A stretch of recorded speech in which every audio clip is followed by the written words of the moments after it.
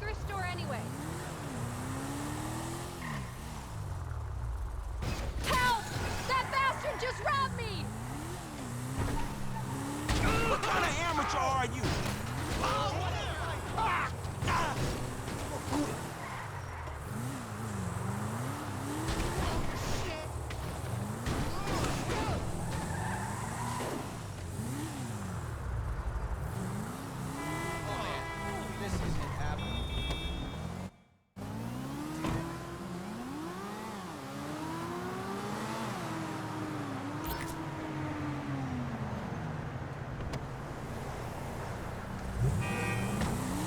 Tell me it's good news.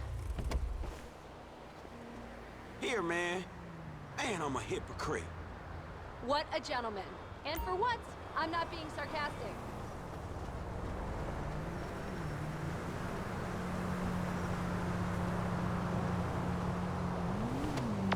That car is a bitch!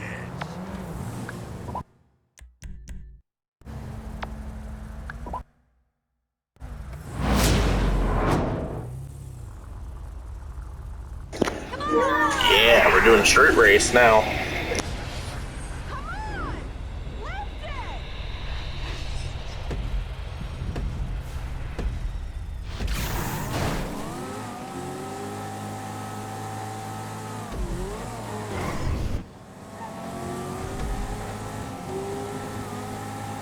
Relax, you where you belong.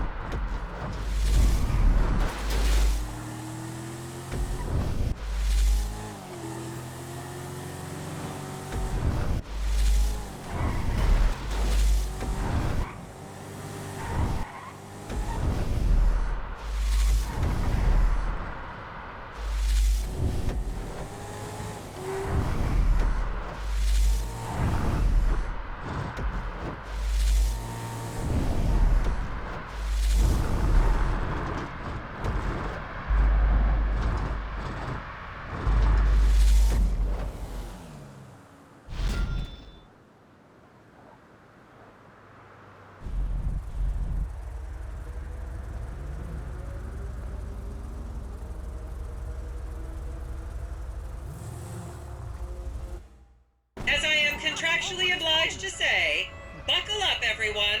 It's showtime.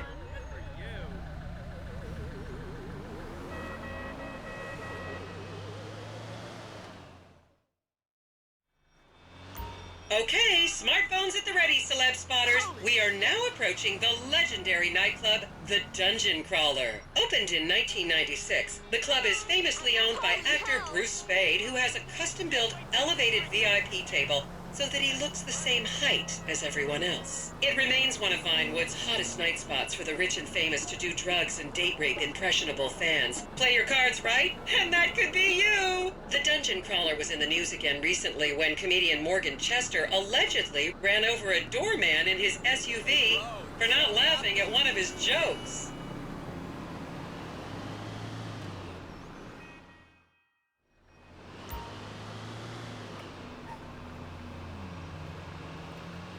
Oh, and now a treat for you closet glam rockers on board. We're coming up to the infamous Tequila La Rock Bar. Back in the day, this was a restaurant run by the mob until it got shut down over the Adam's apple in the soup controversy of 1982. It reopened as the Tequila La Bar in 1983 and soon became a mecca for hair metal bands and fans from across the country. It's rumored that the Love Fist song Dangerous Bastards was written about a night they partied here on Mescaline with some transgender twins.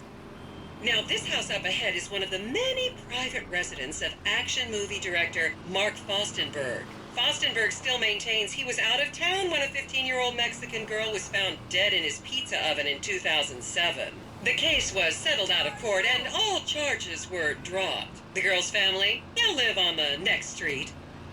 So this is the house of television exercise guru The Craze. You might have seen him degrading himself recently on Rehab Island. Do any of you remember the 80s? Huh, strange times. People didn't go to the gym back then. They did jumping jacks in front of the TV and leg warmers and headbands. The Craze swapped his gold lame leotard for a crack pipe in the 90s, but is reportedly now clean and in the best shape of his life. That's Vinewood's code for, he's trying to make a comeback.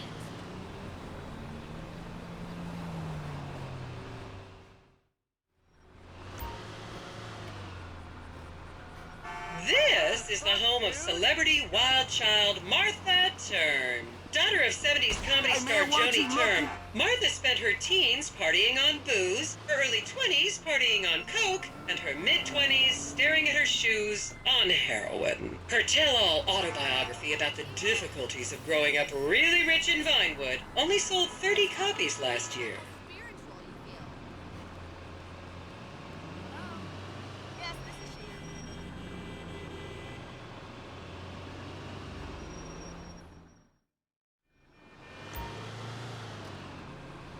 Just up ahead is another place to see and be seen in Rockford Hills, the Richmond Hotel.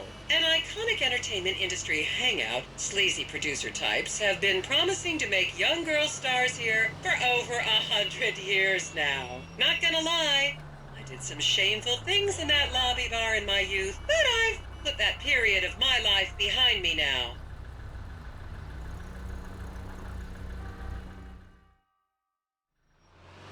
Here you can see the landmark Weasel Theater, which was opened here in Morningwood in 1930. Some of the biggest movies in history have premiered at this theater, including Blue Blood, Shoulder of Orion, and The Many Wives of Alfredo Smith. You might remember the controversial premiere of the gladiator comedy Lions and Donkeys in 1984, when star Chip Hampton walked up the red carpet with two slaves in chains.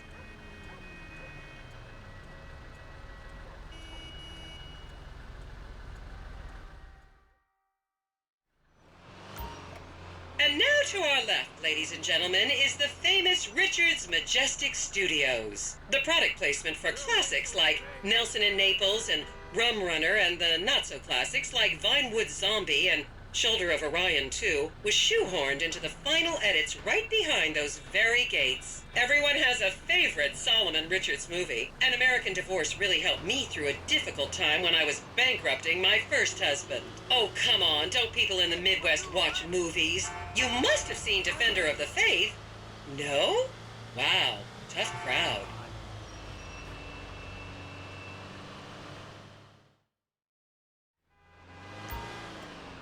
Okay, people, get those cameras out. This is Portola Drive. You won't get a better chance to spot a celebrity in its natural habitat. As you can see, the recession hasn't hit this part of town very hard. These are some of the most offensively high-end designer stores in the country. And now, some fun trivia for you.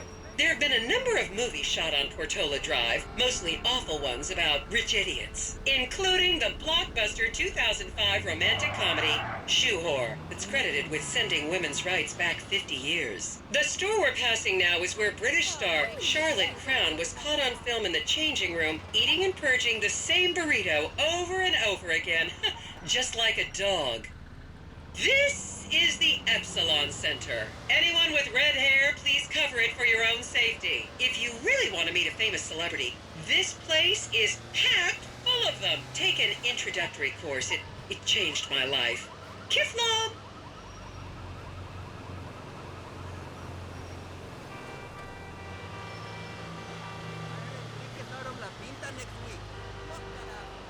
Vinewood is often referred to as the anal bleaching capital of the world. Everything is bigger in San Andreas. The trees, the sky, the houses.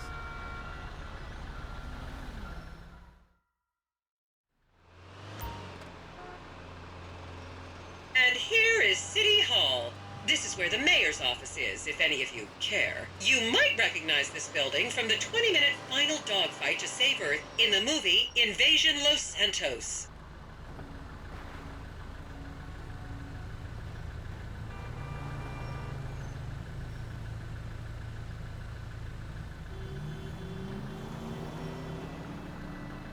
Shit, my camera is stuck in message mode.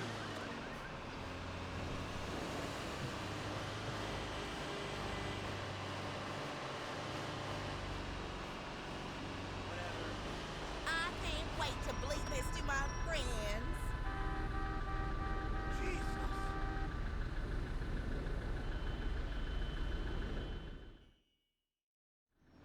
Yeah, what's cracking? And here we have the beautiful Oriental Theater. Riots broke out on the theater's opening night in 1928 as desperate fans tried to get upskirt shots of the legendary silent movie star Miriam Turner, much like you're doing today, except with really heavy cameras. My daughter tells me it isn't politically correct to say Oriental anymore, but considering some of the other common terms for Asians in the 1920s, the name could have been a lot worse. There's a saying that to go to Los Santos and not see the Oriental Theater is like going to China and not visiting a burger shop. You know, I've never really understood what that means, but... And here we are, back on the strip. As they say in Vinewood, that's a wrap, folks. I hope I managed to take your minds off the economic downturn for just a little while. I'd like to remind any Europeans that 1% is an insult, not a tip. Enjoy the rest of your vacation.